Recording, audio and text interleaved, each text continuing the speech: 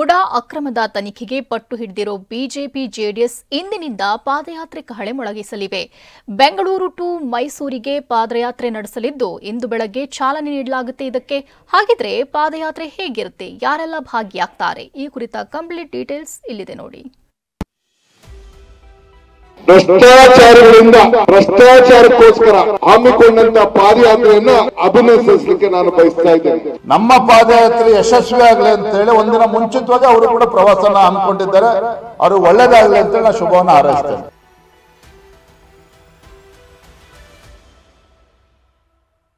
ರಣಕಹಳೆ, ಮೂಡ ಅಕ್ರಮದ ವಿರುದ್ಧ ರಣಕಹಳೆ. ಎಸ್, ರಾಜ್ಯದಲ್ಲೀಗ ಪಾದಯಾತ್ರೆ ಸಮರ ಶುರುವಾಗಿದೆ. ಮೂಡಾದಿಂದ ಅಂದ್ರೆ ಮೈಸೂರು ನಗರಾಭಿವೃದ್ಧಿ ಪ್ರಾಧಿಕಾರದಿಂದ ಸಿಎಂ ಸಿದ್ದರಾಮಯ್ಯ ಕುಟುಂಬಕ್ಕೆ ಅಕ್ರಮವಾಗಿ 14 ನಿವೇಶನಗಳನ್ನ ಹಂಚಲಾಗಿದೆ ಎಂಬ ಆರೋಪ ಬಿಜೆಪಿ ಜೆಡಿಎಸ್ಗೆ ಬ್ರಹ್ಮಾಸ್ತ್ರವಾಗಿದೆ. ಈ ಹಗರಣದ ಆರೋಪ ಮುಂದಿಟ್ಟು ಇವತ್ತಿನಿಂದ ದೋಸ್ತಿ ಪಕ್ಷಗಳು ಬೆಂಗಳೂರಿನಿಂದ ಮೈಸೂರಿಗೆ ಬೃಹತ್ ಪಾದಯಾತ್ರೆ ಹಮ್ಮಿಕೊಳ್ತಿದೆ. ಬೆಂಗಳೂರಿನಿಂದ ಮೈಸೂರಿಗೆ 8 ದಿನ ಪಾದಯಾತ್ರೆ. ಬಿಎಸ್ವೈ ಕುಮಾರಸ್ವಾಮಿಯಿಂದ ಚಾಲನೆ.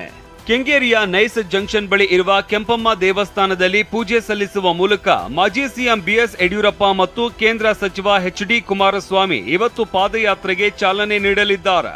ಬೆಂಗಳೂರಿನಿಂದ ಮೈಸೂರಿಗೆ ಬೃಹತ್ ಪಾದಯಾತ್ರೆ ನಡೀತಾ ಇದ್ದು, ಪಾದಯಾತ್ರೆ ಆರಂಭಕ್ಕೂ ಮುನ್ನ ಬಿಜೆಪಿ ರಾಜ್ಯಾಧ್ಯಕ್ಷ ಬಿವೈ ವಿಜಯೇಂದ್ರ ಚಾಮುಂಡಿ ಬೆಟ್ಟಕ್ಕೆ ಭೇಟಿ ನೀಡಿ ನಾಡದೇವಿ ದರ್ಶನ ಪಡೆದು ವಿಶೇಷ ಪೂಜೆ ಸಲ್ಲಿಸಲಿದ್ದಾರೆ. ಈ ನಾಡಿನಲ್ಲಿ ರೈತ ನಾಯಕರು ಅಂತ ಹೇಳಿದ್ರೆ ಮತ್ತೊಂದು ಹೆಸರು ಸನ್ಮಾನ್ಯ BS ಯಡಿಯೂರಪ್ಪನವರು. ಸನ್ಮಾನ್ಯ BS ಯಡಿಯೂರಪ್ಪನವರು ಜಾತ್ಯತೀತ ಜನತಾದಳದ ಅಧ್ಯಕ್ಷರು, ಕೇಂದ್ರ ಸಚಿವರಾಗಿರ್ತಕ್ಕಂಥ ಮಾನ್ಯ ಕುಮಾರಸ್ವಾಮಿ ಅವರು ಚಾಲನೆಯನ್ನ ನೀಡ್ತಾರೆ. ಮತ್ತು ಎರಡು ಪಕ್ಷಗಳು ಒಂದಾಗಿ ಈ ಪಾದಯಾತ್ರೆ ನಾವೆಲ್ಲರೂ ಕೂಡ ಪಾಲ್ಗೊಳ್ತೇವೆ. ನಾಳೆ ದಿನ 3ನೇ ತಾರೀಕು ಪ್ರಾರಂಭ ಆಗ್ತಕ್ಕಂಥ ಈ ಪಾದಯಾತ್ರೆ ಒಟ್ಟು 8 ದಿನಗಳ ಪಾದಯಾತ್ರೆ ಇದಾಗಿದೆ. ನಾಳೆ ಬೆಳಗ್ಗೆ 8ವರೆಗೆ ಕೆಂಗೇರಿಯಲ್ಲಿರ್ತಕ್ಕಂಥ ಕೆಂಪಮ್ಮ ದೇವಸ್ಥಾನ ಹತ್ರ ಏನು ಮಂಜುನಾಥ ಕನ್ವೆನ್ಷನ್ ಹಾಲ್ ಬಿಡದಿ, ಇಲ್ಲಿಂದ ನಮ್ಮ ಪಾದಯಾತ್ರೆ ಶುರುವಾಗ್ತದೆ. ಪಾದಯಾತ್ರೆಗೆ ಯತ್ನಾಳ್, ಜಾರಕಿಹೊಳಿ ಗೈರು. ಪಾದಯಾತ್ರೆಯಲ್ಲಿ ಎಲ್ಲಾ ಶಾಸಕರು, ಸಂಸದರು, ಮಾಜಿ ಸಚಿವರು ಮತ್ತು ಪದಾಧಿಕಾರಿಗಳು ಕಡ್ಡಾಯವಾಗಿ ಪಾಲ್ಗೊಳ್ಳುವಂತೆ ಬಿಜೆಪಿ ರಾಜ್ಯ ಉಸ್ತುವಾರಿ ರಾಧಾ ಮೋಹನ್ ದಾಸ್ ಅಗರ್ವಾಲ್ ಸೂಚನೆ ನೀಡಿದ್ದಾರೆ. ಆದರೆ ರಾಜ್ಯ ನಾಯಕತ್ವದ ವಿರುದ್ಧ ಮುನಿಸಿಕೊಂಡಿರುವ ಬಿಜೆಪಿ ಶಾಸಕರಾದ ಬಸನಗೌಡ ಪಾಟೀಲ್ ಯತ್ನಾಳ್, ರಮೇಶ್ ಜಾರಕಿಹೊಳಿ ಸೇರಿದಂತೆ ಸಮಾನ ಮನಸ್ಕ ನಾಯಕರು ಪಾದಯಾತ್ರೆಯಿಂದ ದೂರ ಉಳಿಯುವುದಕ್ಕೆ ಈಗಾಗಲೇ ತೀರ್ಮಾನ ಮಾಡಿದ್ದು, ಬೆಂಗಳೂರು ಹೊರವಲಯದಲ್ಲಿ ಪ್ರತ್ಯೇಕ ಸಭೆ ನಡೆಸುವ ಸಾಧ್ಯತೆ ಇದೆ. ಇನ್ನು ಈ ಮೊದಲು ಪಾದಯಾತ್ರೆಗೆ ಅವಕಾಶ ಕೊಡಲ್ಲ ಅಂತ ಹೇಳಿದ್ದ ಗೃಹ ಸಚಿವ ಡಾಕ್ಟರ್ ಜಿ ಪರಮೇಶ್ವರ್ ಈಗ ಶಾಂತಿಯುತ ಹೋರಾಟಕ್ಕೆ ಅವಕಾಶ ಕೊಡೋದಾಗಿ ಹೇಳಿದ್ದಾರೆ.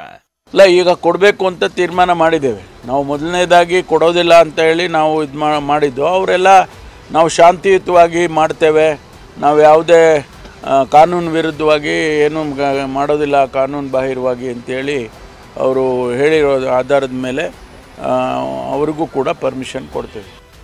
ಕಾಂಗ್ರೆಸ್ನಿಂದ ಜನಾಂದೋಲನ ಯಾತ್ರೆ ಕೌಂಟರ್.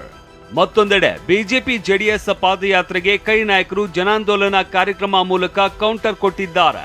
ನಿನ್ನೆ ಡಿಸಿಎಂ ಡಿಕೆ ಶಿವಕುಮಾರ್ ಸೇರಿದಂತೆ ಕಾಂಗ್ರೆಸ್ ನಾಯಕರು ಬುಲೆಟ್ ಬೈಕ್ನಲ್ಲಿ ಬಿಡದಿಗೆ ಆಗಮಿಸಿ ಜನಾಂದೋಲನ ಕಾರ್ಯಕ್ರಮದಲ್ಲಿ ಭಾಗಿಯಾಗಿದ್ರು. ಇನ್ನು ಡಿಕೆಶಿ ವಿಜಯೇಂದ್ರ ನಡುವೆ ಜಟಾಪಟಿಯೇ ನಡೆದಿದೆ. ಏನು ಡಿಕೆ ಶಿವಕುಮಾರ್ ಅವರು ಭ್ರಷ್ಟಾಚಾರದ ಬಗ್ಗೆ ಮಾತನಾಡ್ತಕ್ಕಂಥದ್ದು, ಭ್ರಷ್ಟಾಚಾರದ ಪಿತಾಮಹ ಅವರೇನು ಭ್ರಷ್ಟಾಚಾರದ ಬಗ್ಗೆ ಮಾತನಾಡ್ತಾರೆ, ಅದನ್ನೇ ಹೇಳ್ತಾ ಇದ್ದೆ. ಅದಕ್ಕೆ ಅವ್ನು ಹೇಳ್ತಾ ಇರೋದು, ಅವ್ನು ಇನ್ನ ಬಿಚ್ಚಿನಿ ಅವ್ರದ್ದು ಏನೇನು ಇದೆ ಎಲ್ಲ ವಿಚಾರಗಳನ್ನ ಭ್ರಷ್ಟಾಚಾರದ ಪಿತಾಮಹ ಏನು ಅಂತ ಹೇಳ್ಬೇಕು. ಪ್ರೆಸ್ ಕಾನ್ಫರೆನ್ಸ್ ಅಲ್ಲಿ ನಾನು ಭ್ರಷ್ಟಾಚಾರದ ಪಿತಾಮಹ ಅಂತ ಇನ್ಸಿಡೆಂಟ್ ಕೂಡ ಕೇಳಿ ಅವನಿಗೆ ತಾಕತ್ತಿದ್ರೆ, ಆ ಗಣಿಸಿದ್ರೆ ಅವನು ತಿಳ್ಸಕ್ ಕೇಳಿ, ಅವನಿಗೆ ಗೌರವ ಕೊಡ್ತೀನಿ ಒಬ್ಬ ಪಾರ್ಟಿ ಅಧ್ಯಕ್ಷ. ಒಟ್ನಲ್ಲಿ ಮೂಡ ಹಗರಣವನ್ನ ತಾರ್ಕಿಕ ಅಂತ್ಯಕ್ಕೆ ಕೊಂಡೊಯ್ಯೋದಕ್ಕೆ ಬಿಜೆಪಿ ಜೆಡಿಎಸ್ ಮುಂದಾಗಿವೆ. ಅತ್ತ ಇದೇ ಪ್ರಕರಣದಲ್ಲಿ ರಾಜ್ಯಪಾಲರು ಸಿಎಂಗೆ ನೋಟಿಸ್ ಕೊಟ್ಟಿರೋದು ಮುಂದೆ ಯಾವ ರೀತಿ ತಿರುವನ್ನ ಪಡೆಯುತ್ತೋ ಗೊತ್ತಿಲ್ಲ. Bureau report, TV9.